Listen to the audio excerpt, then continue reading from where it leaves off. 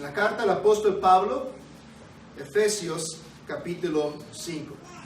Es un pasaje que usualmente se toca en relación quizás a la ceremonia de matrimonio, ya sea en consejería prematrimonial o en un evento tan suave como es ver a una pareja, a un hombre, a una mujer, hacer votos, juramentos sagrados delante de Dios, de unirse en uno solo.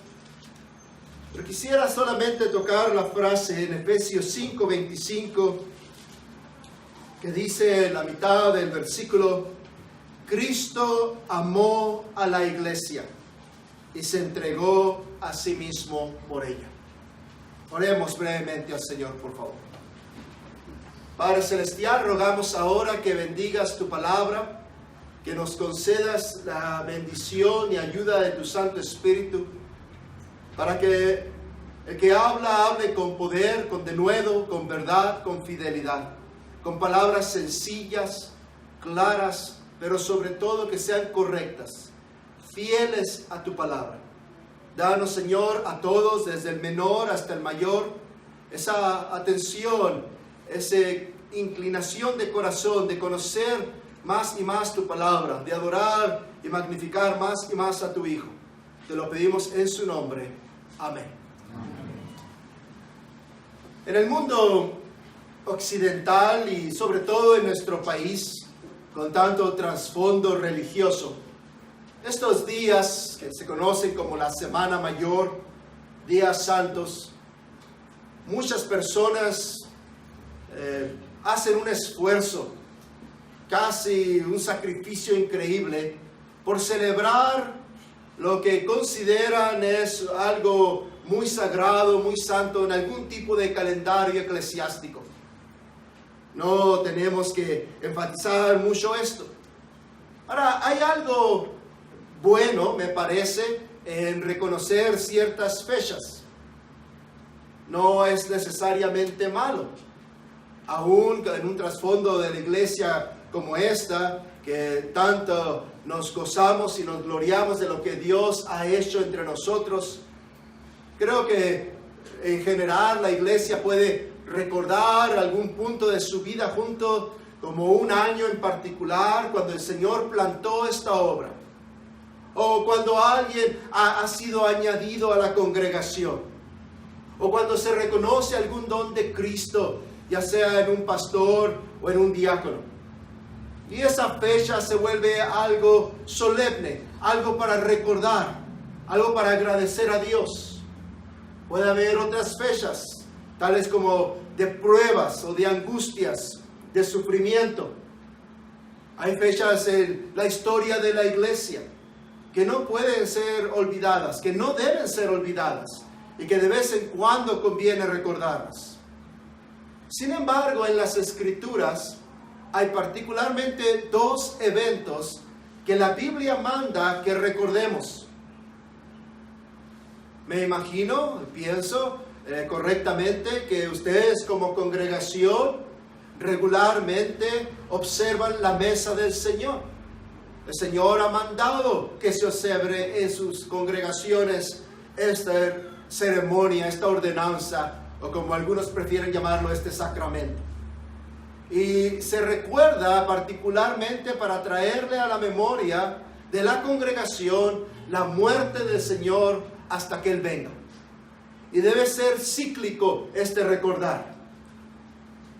La iglesia también, con precedente de la resurrección de Jesucristo, con precedente de nuestro Señor Jesucristo congregándose, reuniéndose con los apóstoles y primeros discípulos, como podemos ver en el libro de los Hechos, como podemos ver y observar en las cartas, como el apóstol Juan le llamó en el primer capítulo del Apocalipsis el día del Señor. La iglesia desde la resurrección se congrega en el día del Señor, en este día, el domingo, para recordar su resurrección, para alabarle, para hacer nuestro sábado, nuestro día de reposo. Esos dos eventos son bíblicos y deben ser recordados. Sin embargo, si pensamos en estos días, que sobre todo nuestra cultura mexicana está inmersa en hacer grandes y largos sacrificios. Me platicaban hace unos instantes de cómo millones de personas se juntan en esta ciudad para celebrar un supuesto Vía Crucis. Allá en la ciudad donde estamos también se celebran, obviamente con una cantidad mucho menor de personas. En el centro de la ciudad se erige algún tipo de altar y muchas personas van y caminan por el centro, se cierran las calles y se hace todo esto con un esfuerzo de celebrar algo religioso. Puede ser que sea una vez al año y el resto del año se olvide, pero se lo llevan a cabo. Como cristianos, ¿qué pensamos de estas cosas? ¿Para qué sucedió todo esto? Cristo amó a la iglesia y se entregó a sí mismo por ella. Todo lo que sucedió en esa semana que se conoce como la semana de la pasión o sufrimiento de Cristo, todo lo que sucedió, la traición de Judas, en la entrega de ese falso discípulo de nuestro Señor Jesucristo a los fariseos y escribas, a los líderes del pueblo, todo lo que sucedió de esos líderes del pueblo, de entregar al Mesías a las autoridades romanas, todo lo que sucedió en esos días y noches de largo y terrible sufrimiento. ¿Por qué sucedió? Las Escrituras dicen, particularmente en los Evangelios, una y otra vez, cuando usa esta misma palabra que usa Pablo ahí en Efesios 5:25, cuando dice y se entregó. Es muy interesante porque en los Evangelios es un entregar, pero ya sea de Judas Iscariote o de un entregar de los líderes judíos a las autoridades romanas. Ese es el énfasis. Cuando entramos al libro de los Hechos, ocurre ambas cosas. Si van a Hechos capítulo 2, versículo 23, noten cómo Pedro en este famosísimo sermón de Pentecostés lo pone. Comenzando en el versículo 22. Varones israelitas, oigan estas palabras. Jesús Nazareno, varón aprobado por Dios entre ustedes con las maravillas, prodigios y señales que Dios hizo entre ustedes por medio de él, como ustedes mismos saben. A este entregado por el determinado consejo y anticipado conocimiento de Dios. Ya Pedro pone ahí la entrega, no en las manos de Judas Iscariote, no que no lo hubiera hecho, no en la responsabilidad de los líderes judíos, no que no lo hubieran hecho, pero lo pone en el determinado, dice, consejo y anticipado conocimiento de Dios. En ese decreto eterno de Dios en la eternidad pasada, por lo cual sucedieron todas estas cosas. Si ven en el capítulo 3, pero ahora en el versículo 14, mas ustedes negaron al santo y al justo y pidieron que se les diese un homicida y mataron al autor de la vida, a quien Dios ha resucitado de los muertos, de los cuales nosotros somos testigos. Entonces notan ahí el versículo 13, el Dios de Abraham, de Isaac, de Jacob, el Dios de nuestros padres, ha glorificado a su Hijo Jesús, a quien ustedes, le dice los apóstoles Pedro y Juan en el concilio, a quien ustedes entregaron y negaron. Entonces están ambos énfasis. Está el lado, por así decirlo, humano, todo bajo la providencia soberana de Dios, que ocurre en todas las cosas, que Judas Iscariotes lo hizo, los fariseos lo hicieron, los romanos lo hicieron, pero está el lado soberano, divino, el lado de Dios, por lo cual ocurren todas las cosas. Él lo entregó. Y está, como dice Pablo en Efesios 5:25, Él mismo se entregó. Quiero que consideremos esto bajo el tema general de la importancia de la iglesia. ¿Qué tan importante es la iglesia? Quiero que veamos tres cosas de tres pasajes en Efesios que subrayan qué tan importante es la iglesia. Ahora, mi propósito es doble. Mi propósito es, de las Escrituras, demostrar la razón detrás de este amor de Cristo por la iglesia en su propósito eterno para llevar a cabo lo que estamos ahorita siendo y haciendo. Somos la iglesia y estamos congregados. Hemos sido llamados fuera del mundo para congregarnos como pueblo de Dios para adorarle. Ese fue el propósito eterno del Hijo de Dios. Y quiero subrayar eso. Pero mi segundo propósito también es igualmente importante. Quiero recalcarlo de tal manera para que todos aquí, creyente o no, miembro de la iglesia o no, ya sea que tengas aquí décadas y seas parte de esta congregación, o vayas llegando y estés, como he oído ya de algunos de ustedes que desean unirse a esta congregación. Quiero que reconozcamos todos nosotros la importancia de la iglesia. Es fácil perder de vista esto.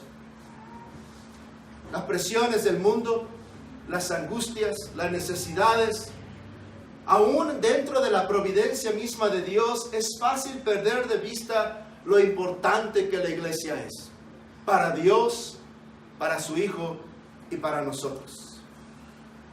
Yo les confieso que es relativamente fácil para su servidor en las preocupaciones y ansiedades de la vida, aún sirviendo a la congregación allí en Cuauhtémoc, pasar de lunes a sábado, y muchas veces, si no lo hago conscientemente, perder de vista la importancia de la iglesia. Y es relativamente fácil para todos nosotros, pienso. Estamos aquí en el día del Señor. Se ha hecho un gran esfuerzo por estar aquí. Estamos congregados para alabarle. Sin embargo, se va a acabar el día, va a empezar la semana, nos vamos a abocar a nuestras actividades diarias, al trabajo, a la escuela, al hogar, a luchar por la vida, a buscarle, como decimos en México, y se nos va a olvidar. Se va a borrar de nuestra mente. Va a venir el miércoles, algunos con la oportunidad de congregarse y venir a orar, otros no, quizás por trabajo, por escuela, por distancia. Y otra vez se va a borrar. Va a venir otra vez el día del Señor. El sábado en particular en la tarde, ya en la noche, pensando los arreglos, los propósitos, todo lo que se debe llevar a cabo para estar listo. Entre paréntesis, muchas veces lo que hago los sábados, y utilizo esta tecnología del WhatsApp, y le mando un mensaje a la congregación y les invito a prepararse. Les invito a revisar el cilindro de gas para que no se vaya a acabar y haya agua caliente. Les invito a pensar de que si van a manejar algún vehículo, tenga gasolina el vehículo, y no el domingo en la mañana no se den cuenta que no tiene gasolina. Les invito a pensar de qué vamos a comer juntos y preparar algo y estar listos. Con el simple afán de recordarles, el día siguiente vamos a congregarnos. Porque es fácil olvidarnos de estas cosas. Y quiero, en mi propósito doble, recalcar también eso entonces, para que todos aquí conozcamos la importancia de la iglesia.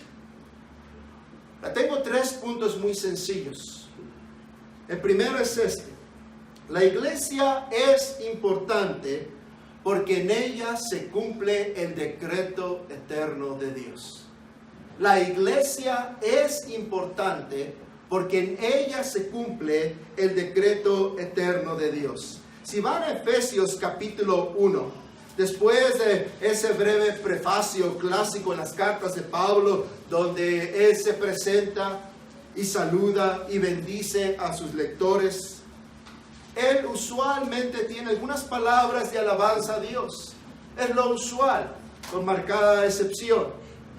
Y comienza un pasaje que pienso que algunos de ustedes saben. Comienza en el versículo 3 y termina hasta el versículo 14. Es un largo pasaje. Y no voy a tomar el tiempo de leerlo todo. Pero sí quiero que noten que en particular el apóstol en este pasaje del versículo 3 hasta el versículo 14 hace un doble énfasis también. Hace un énfasis en Cristo y se menciona a Él, ya sea por nombre o por nombre, en Él continuamente. Y se menciona el decreto eterno de Dios. Noten el versículo 3, bendito sea el Dios y Padre de nuestro Señor Jesucristo. Y comenzando allí, una y otra vez, tienen que reconocer que Él, en el pasaje, se refiere a nuestro Señor Jesucristo, que nos bendijo con toda bendición espiritual en los lugares celestiales en Cristo, según nos escogió en Él, es decir, en Cristo, antes de la fundación del mundo. Ahora, ya nos puso en Cristo y ya nos puso en la eternidad pasada.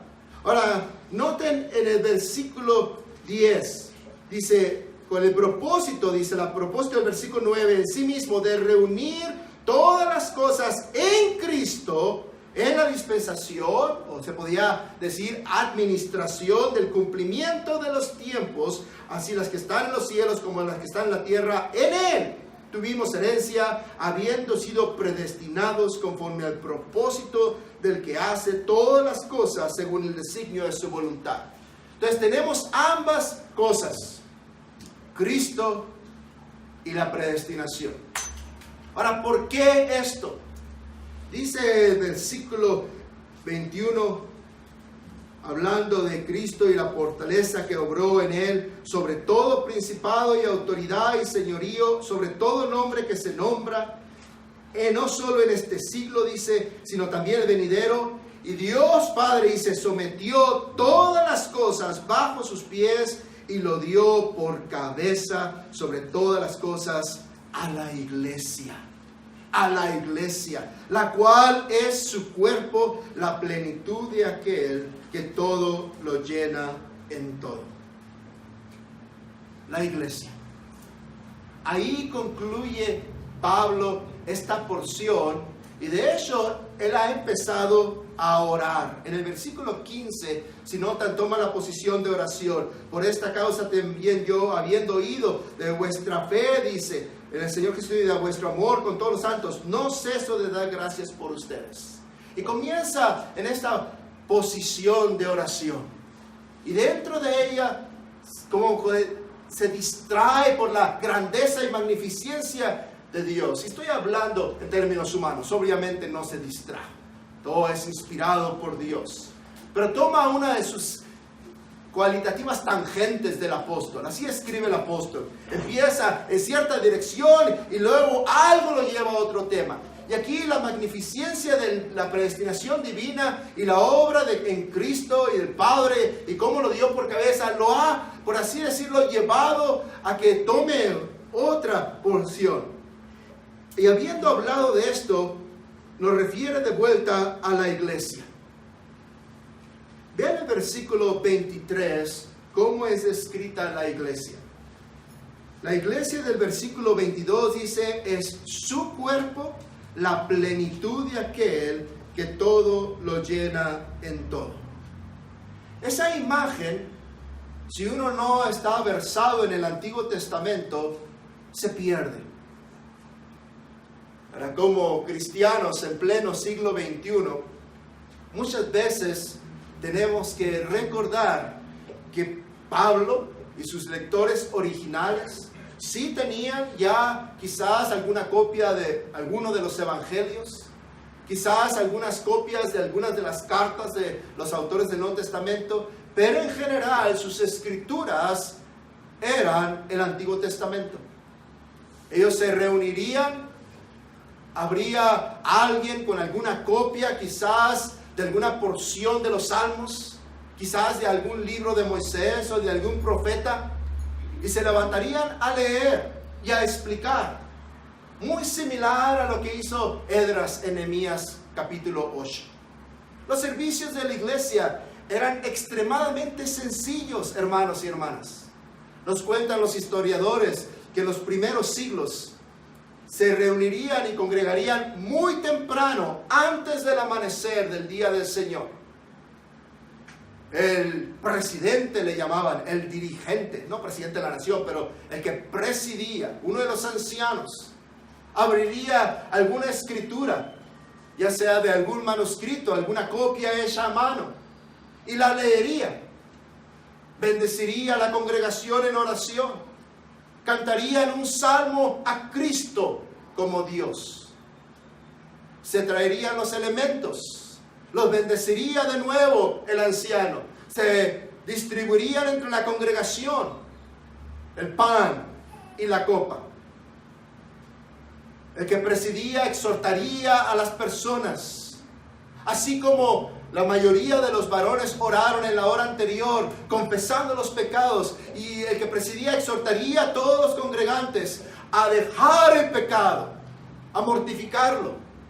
Después abriría otra porción de la Escritura y magnificarían el Evangelio. Cerrarían con unas palabras sencillas de bendición, cantando un salmo, y se despedirían con un juramento, donde prometían no pecar y alabar a Dios. La gran mayoría de los congregantes en los primeros siglos eran esclavos. No tenían la libertad que gozamos nosotros.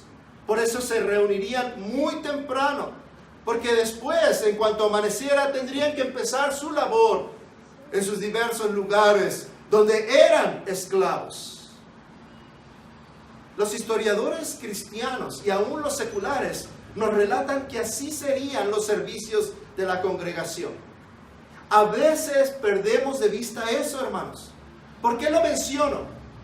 Porque cuando una carta como esta se leería en una congregación en Asia Menor, lo que ahora es Turquía, por ejemplo, o en una congregación de Palestina, o ya décadas después en congregaciones de Europa, en España, y oyeran a algún anciano leer estas palabras, ¿qué entendería la congregación versada en las Escrituras?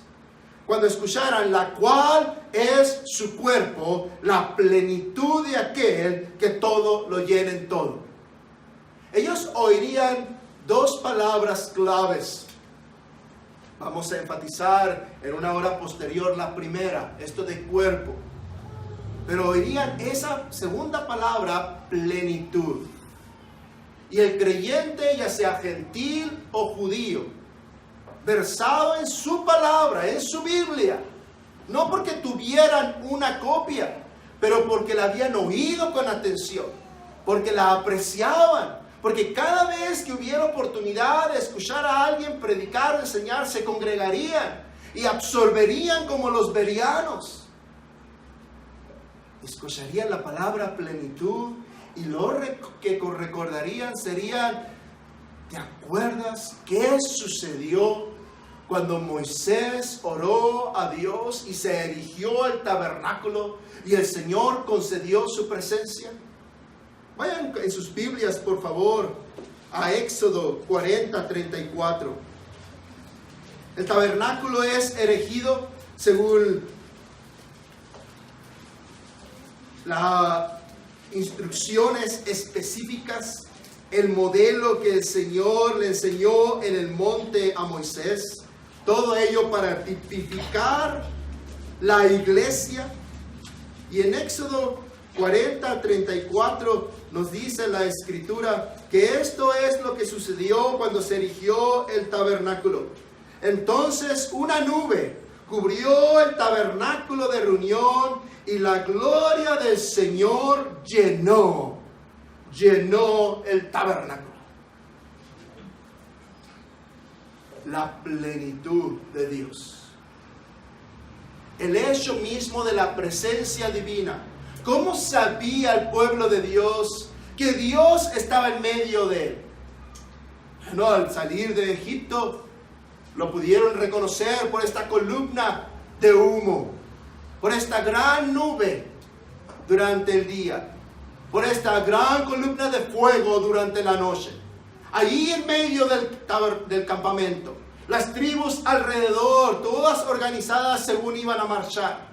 El tabernáculo en medio. Cuando el pueblo pecaba, ¿recuerdan? Moisés tenía que sacar el tabernáculo del medio del pueblo. Había pecado en el campamento y Dios no podía estar ahí. Demasiado santo como para ver el pecado. Y tenía que Moisés sacar el tabernáculo. Y salía el tabernáculo de reunión fuera del campamento. Ahí se reunía con Dios. Y lo volvía al campamento y hablaba con el pueblo. Y Moisés tenía que interceder una y otra vez con Dios. Y le decía, si no vas a ir con nosotros, pues mátame ya. ¿Para qué nos llevas si no vas con nosotros? Y el Señor perdonaba. Y se erigía de nuevo el tabernáculo en medio. ¿Qué sucedió 400 años después cuando Salomón erigió ese gran templo? Véanlo con sus propios ojos, por favor. En Segunda de Crónicas 7:1. Segunda de Crónicas. El segundo libro de las Crónicas de los Reyes, el capítulo 7.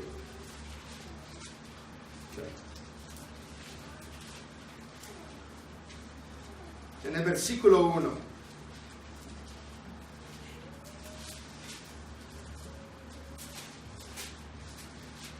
La edificación del templo, la dedicación, y Salomón ha orado una maravillosa oración que nos recuerda inclusive a nosotros, porque Salomón menciona a los gentiles.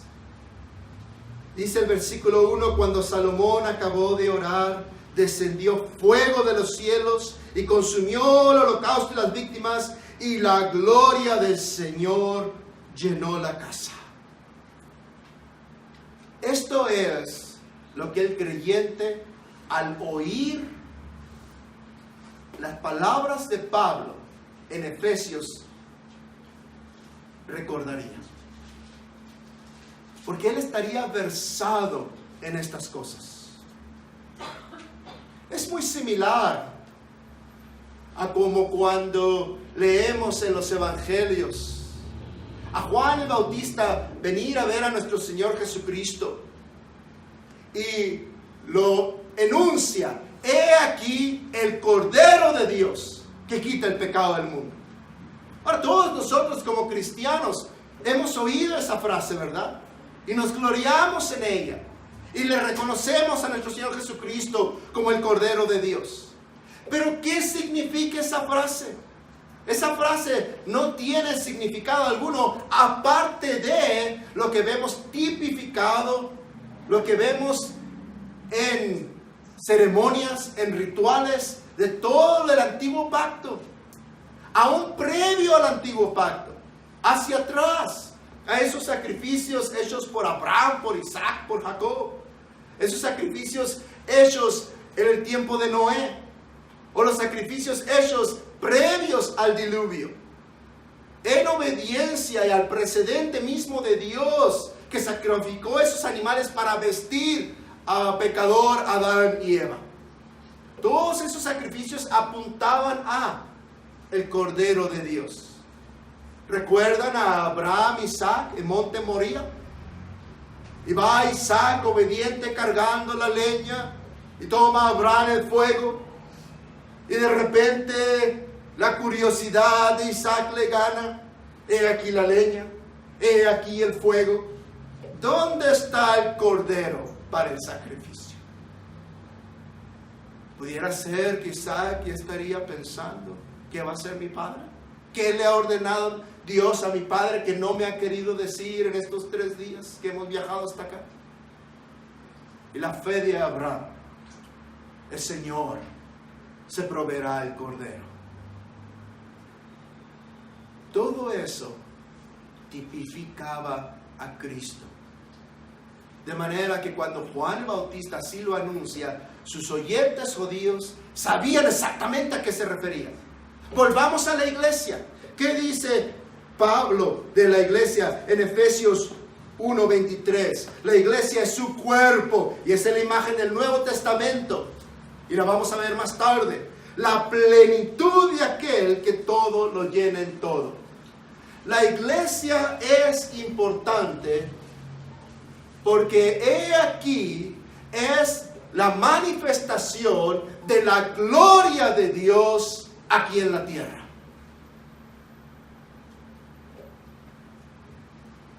Hagan este ejercicio, por favor. Veámonos a nosotros mismos aquí. Vean a su hermano o hermana alrededor.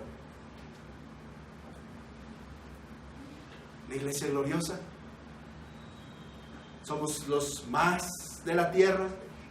Somos los primeros, los príncipes, los reyes, los más guapos, las más bonitas, los más ricos. Pablo dice no. Somos los menos del mundo. Somos los menos. Sin embargo,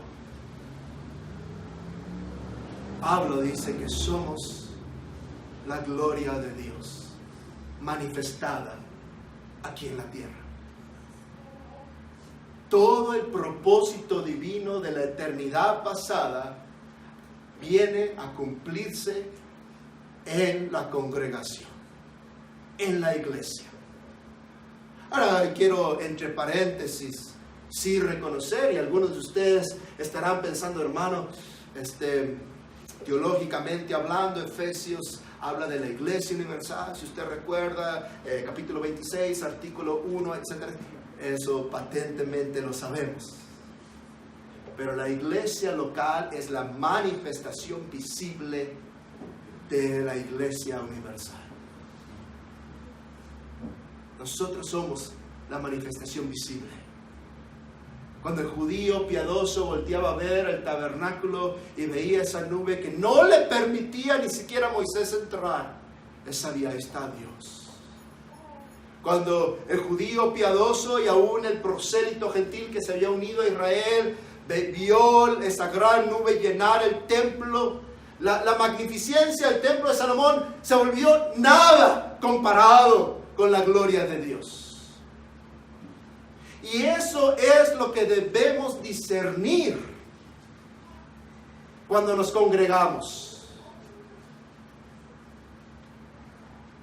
No sé cuándo celebran ustedes la mesa del Señor, pero me imagino, pienso que de vez en cuando, en conjunción con ella, leen la porción de 1 Corintios 11, versículos 17 y siguientes, donde están las instrucciones más precisas y llenas sobre esta ordenanza. Y Pablo hace mención también allí de que el pecado de la iglesia en Corinto, por lo cual él está teniendo que decirle que no les alaba como lo están haciendo, es porque no estaban discerniendo el cuerpo del Señor. Y es esa otra imagen que ya les he dicho varias veces, lo vamos a ver más adelante, la imagen de la iglesia como cuerpo. Pero el punto es, discernir allí no significa juzgar, significa apreciar. ¿Cuál era el pecado que estaba causando que la mesa del Señor se fuera una mesa de juicio en Corinto? Había una separación en la congregación. Los que tenían, venían con sus viandas, con sus vinos, se emborrachaban, se gozaban, y los que no tenían estaban allá lejos. Y había esa división, no había una apreciación. Y Pablo les dice, por eso algunos están débiles, por eso algunos duermen. Y no estaba hablando de que se aburrieran del mensaje y se quedaron dormidos, se habían quedado muertos. Dios los había llamado a su presencia en juicio y disciplina, porque no estaban apreciando la iglesia. Y Pablo les invitaba a considerar, disciernan el cuerpo del Señor. Piensen, concéntrense, ¿qué hacen cuando se reúnen a partir el pan, a adorar a Dios? Y eso quiero, hermanos y hermanas, que hagan, si eres miembro o no. Si estás aquí, estás pensando y has solicitado membresía, ¿a qué se congregan en este lugar? Estas paredes, este edificio, no es la iglesia. Ustedes son la iglesia. Ustedes son la gloria de Dios manifiesta aquí en la tierra. Y nos congregamos a adorarle. Y tienen que ver al hermano y a la hermana como aquel por el cual Cristo amó, que se entregó a sí mismo. Y ahí radica la gloria de esto y de quienes somos. A pesar de que, como dice Juan, todavía no se ve lo que seremos. En segundo lugar, la iglesia no solamente es donde se lleva a cabo el plan eterno de Dios, pero la iglesia es, en segundo lugar, donde se lleva a cabo y se realiza la salvación. La salvación. Vean capítulo 2 de Efesios, versículos 19 al 22. Ahora, no quiero decir que la obra redentora de Cristo se lleve a cabo en la iglesia. Eso se llevó a cabo en la cruz. Ya está en el pasado. El precio fue pagado.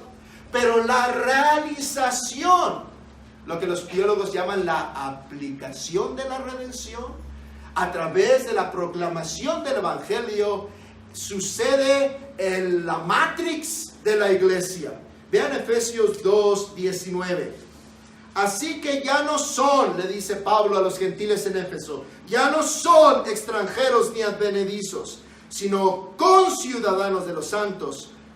Y el original dice comiembros de la familia de Dios, coedificados sobre el fundamento de los apóstoles y profetas, siendo la principal piedra del ángulo Jesucristo mismo, en quien todo el edificio bien coordinado va creciendo para ser un templo santo en el Señor, en quien ustedes también son juntamente edificados, coedificados para morada de Dios en el Espíritu. La realización, la aplicación de la redención lograda y comprada por Cristo en la cruz sucede en la iglesia. Pablo lo pone así. Trae a los gentiles que habían estado alejados de la ciudadanía, alejados de los pactos de la promesa, considerados incircuncisos por la así llamada circuncisión. Y le dice, ya no más. Cristo tumbó esa pared que nos separaba y de ambos ha hecho uno. De ambos ha hecho uno. Del judío y del gentil ha hecho uno. Y ese uno se llama iglesia. El nuevo Israel de Dios. Y es en la iglesia donde sucede esto. ¿Qué sucede? Nos venimos a ser conciudadanos, comiembros y coedificados para morada de Dios en el Espíritu. De nuevo, el oyente gentil, el oyente judío, ¿qué recordaría inmediatamente cuando oyera la frase morada de Dios? Recordaría Levítico 26, 11 y 12. Pondré mi morada en medio de ustedes, mi alma no les abominará. Andaré entre ustedes, yo seré su Dios, ustedes serán mi pueblo. Eso es lo que el creyente recordaría. Inmediatamente la esencia del pacto haría memoria, haría eco en su corazón. Todos los pactos, hermanos y hermanas, todos los pactos tienen esta esencia. Yo seré tu Dios, tú serás mi pueblo. Yo seré tu Dios, tú serás mi pueblo. Eso es lo que perdió Adán en la caída.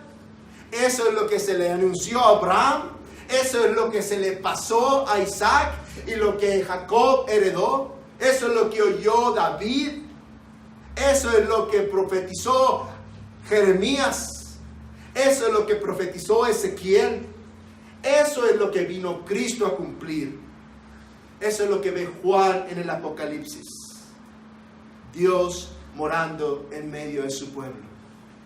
Eso es lo que sucede aquí y ahora. Eso es lo que sucede aquí y ahora. La realización de la salvación. El cumplimiento de esa promesa. Dios morando entre nosotros. Él es nuestro Dios y nosotros somos su pueblo. Ahora bien, esa es la importancia de la iglesia. En nuestros servicios ahí en Cuauhtémoc son muy similares a los suyos. Muy similares. Creo cuando nos visiten, y les invito a que nos visiten, para notar con familiaridad que somos muy similares. En general, las congregaciones de nuestra doctrina tienen nuestra práctica, no al revés. No es que la práctica lleve a doctrina. La doctrina nos ha llevado a cierta práctica. Nuestra doctrina de la adoración de Dios, del pacto de la promesa, de la reverencia, de la devoción, de la seriedad de estas cosas, nos ha llevado a que nuestros tiempos de culto y alabanza sean como son. Hay veces, me imagino aquí también sucede, que nos visitan creyentes, personas que profesan la fe, de otras congregaciones. Oyen de nosotros, ven ahí que nos reunimos, que nos congregamos, ven el letrero que tiene nuestro nombre y la hora en que nos reunimos, y quizás por curiosidad o por haber oído en el internet a alguien, dice, vamos a ver qué dicen estos o quiénes son. Y nos visitan. Es triste, les confieso, cuando una persona viene y ya no la volvemos a ver. Aunque tomamos su número, su nombre, le mandamos un mensaje, le hablamos, buscamos visitarle, animarle a volver, no es apetecible para él, para ellos. Cantamos en ese famoso himno de la Reforma la palabra que el mundo no apetece. Y es la realidad. La palabra predicada, en la exposición, en la aplicación, nuestra carne no la apetece, la rechaza. El pecado inherente en nosotros, remanente en nosotros, no le gusta. El mundo afuera, oír estas cosas, no es lo que les provoca interés ni atención. Y Satanás hace todo esfuerzo posible por estorbarnos en ello. Pero en general, nuestras congregaciones hacen este tipo de adoración. Y hay veces que personas con buenas intenciones nos comentan acerca de nuestro estilo de adoración. Me queda muy en la memoria una hermana que nos visitó y no volvió, no solamente fue un domingo y fue a visitarla, y digo hermana porque profesa la fe, y le dije, ¿por qué no volvió? Y su respuesta me dijo, le falta sal a sus servicios. Le dije, ¿qué quiere decir con ello? Y me dice, es que cantaron 3, 4 himnos y ya fue todo, y predicó como 1 hora, y no, le falta sal, más cantos, más alabanza. Yo le dije, no. Le dije, tenemos ciertas prioridades en nuestro servicio que vemos en las Escrituras y buscamos seguir precedentes bíblicos de énfasis y de prioridades. Pero digo, ¿fue porque los cantos estuvieron mal o tristes o sin gozo? No, cantan con ganas y cantan muy bonito, pero les falta algo. Y yo le dije, mire, le ruego que no nos juzgue por un solo domingo. Venga algunos domingos y júzguenos justamente. No volvió, no quiso volver. Otra persona me hizo la observación. Y me dijo, ¿qué pasó? ¿Había un funeral en su servicio o algo? Le dije, ¿por qué? Son muy serios ustedes, muy serios, no se mueven, no tienen este brinco del espíritu, me dice. Entonces le dije, no fue un funeral. La porción de la palabra que consideramos ciertamente trajo mucho peso de conciencia sobre nuestros corazones. Y sí nos cargó por la magnitud de nuestras maldades y la necesidad de buscar el rostro de Dios. Y muchas veces la palabra que traemos en el domingo, ya sea en un mensaje, muchas veces es así. ¿Acaso no sucede? Me imagino que sucede aquí. Han de llegar a porciones de la Escritura y dicen, hermano, ya muchos ladrillazos, ya brínquele a otro pasaje. O si hay un pasaje de mucho ánimo, de mucho consuelo, pues ayuda, ¿no? También en observar la palabra. Y las cartas son así. Así son las cartas. Son reales. Son de la vida real. Las cartas son iglesias como nosotros. Inclusive más pequeñas que nosotros. Las iglesias en el primer siglo eran, como ya dije, iglesias relativamente de pocos números y en su gran mayoría de esclavos. Sí habría, como en Filipos, a lo mejor alguna hermana con un buen negocio y que pudiera aportar mucho, como Lidia. Sí habría en ocasiones congregantes como Ananías, Zafira, que tenían posesiones. Aquila o Priscila, que es evidente que tenían casas en diversas ciudades del Imperio Romano. Pero en general no sería así. En general no sería así. ¿Por qué nuestros servicios son así? Pondré mi morada en medio de ustedes. Mi alma no les abominará. Andaré entre ustedes. Yo seré su Dios. Ustedes serán mi pueblo. La importancia de la iglesia radica en que es en la iglesia que se realiza esa promesa de salvación. El día del Señor es especial, no porque ningún otro día no sea de Él, todos los días son de Él, pero este día es de Él por excelencia, de una manera especial.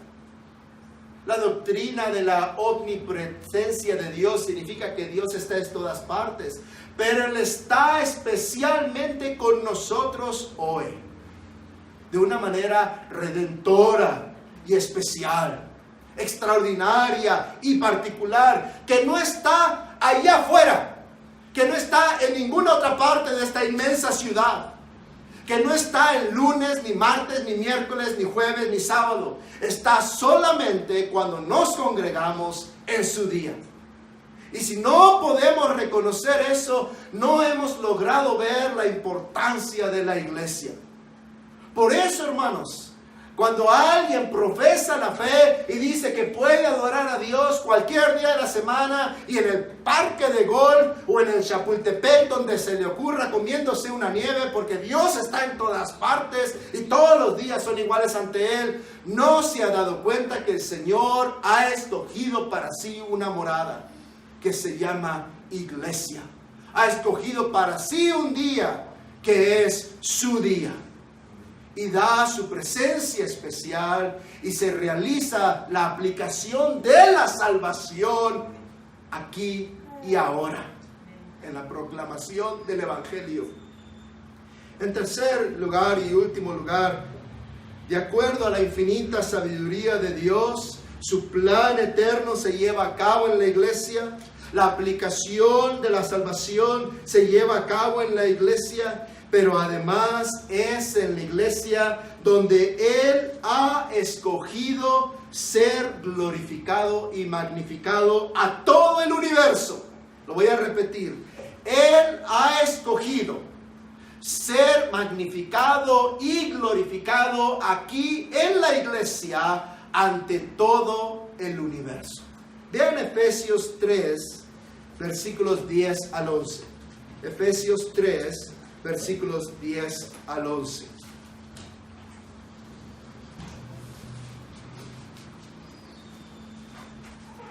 Para que la multiforme sabiduría de Dios sea ahora dada a conocer por medio de la iglesia a los principados y potestades en los lugares celestiales, conforme al propósito eterno que hizo en Cristo Jesús, nuestro Señor.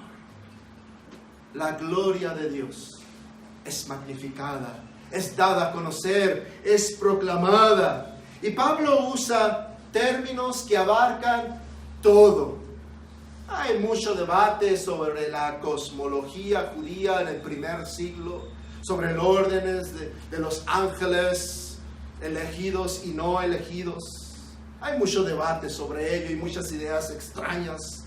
Pero es evidente la manera en que Pablo habla, que él abarca todo lo que es creado, todo el universo, los principados, potestades, en los lugares celestiales, donde estamos sentados con Cristo, según el capítulo 1. Y todo esto dice conforme al propósito eterno, lo que vimos en el primer punto. Pero ¿qué sucede? La multiforme sabiduría de Dios es ahora dada a conocer, es manifestada, es proclamada por medio de la iglesia. Cuando nos congregamos como iglesia, no cuando estamos separados. Ahora, no significa, no me malentiendan, hermanos, por favor. No quiero que nadie aquí me malinterprete ni malentienda. La iglesia sigue siendo iglesia congregada o no. Nos separamos, nos vamos a nuestros hogares, yo me voy a ir a Cuauhtémoc, Chihuahua, ustedes se van a ir a sus casas, a sus trabajos, a la escuela, al diario, y la iglesia sigue siendo la iglesia. Pero estamos ahora congregados. Es la manifestación genuina y real de lo que significa ser iglesia. Reunirnos. Ese es el punto esencial. No se puede ni perder el uno ni el otro. Nada, no que haya nadie aquí que niegue la existencia de la iglesia si no estamos congregados. Sigue siendo iglesia. Pero que tampoco aquí haya alguien que rechace de que el punto es congregar a la iglesia. No, yo soy parte de la iglesia, lo acaba de decir el hermano Francisco, ahí está, y se lo tengo grabado para cuando no lo nieguen. Y yo no voy a venir ya, pero soy parte de la iglesia. No, porque el punto es congregarnos. Ese es el punto de todos. Congregarnos en su día. ¿Para qué? ¿Qué sucedió? Les voy a decir qué sucedió. Llegamos a cierta hora aquí, les empezamos a saludar, recordar los rostros, los nombres. Luego se llamó a iniciar el culto. Los hermanos empezaron a ser voceros de la congregación. Toda la congregación diciendo el amén después de cada oración. Poniendo atención a las palabras. Francamente, me impactó y es algo que voy a llevar conmigo a la congregación de Cuauhtémoc, porque creo que es algo que estamos fallando allá y que ustedes me han enseñado aquí ahora en el tiempo de oración, la confesión de pecados, la súplica al Señor de perdonar nuestras maldades. Nos enseña el Padre Nuestro, ¿verdad? Perdona nuestros pecados. Y ahí ese énfasis.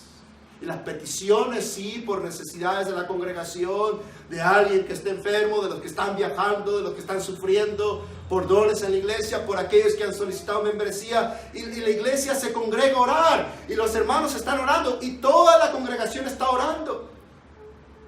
Y luego hubo este punto intermedio para pasar a la segunda parte del culto, donde empezamos a leer las escrituras. En el salmo, en el último salmo, a cantar estos signos, a leer el Antiguo Testamento, a leer el Nuevo Testamento, a recordar sana doctrina, leyendo los primeros 5 artículos del capítulo 26 de nuestra confesión de fe.